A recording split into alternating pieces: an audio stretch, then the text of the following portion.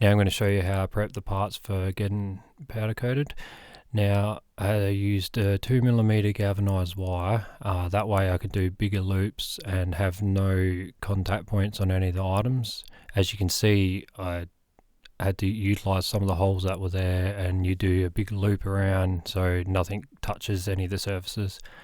The uprights there, I used old screws and looped the wire around it, so the only contact point would be the base, which you don't see anyway.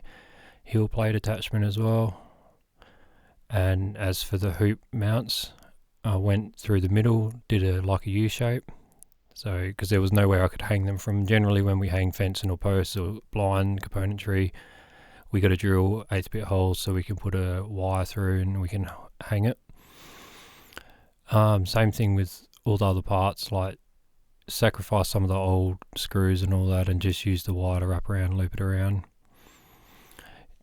2mm is your best bet because of the you can do a real wide loop. And the tape there, that's just standard masking tape. If you reverse it around, you shape it like a cone and you put it in where the threads are, and it just stops the thread from clogging up with powder, because you will strip your screw. It's hard to get your screws in.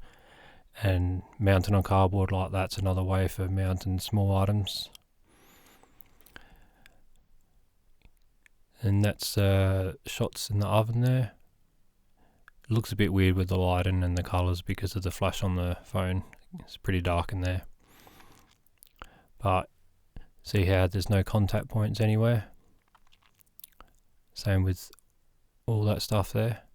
So the best thing is just to, it took me 2 hours to wire all that up and tape some of the threads up. You can get silicone plugs as well, but we just generally use masking tape because it just seems to work better. Like as you push the trolley and it bounces around, you don't want them falling out or anything, because if you get powder in your thread, you're gonna know about it.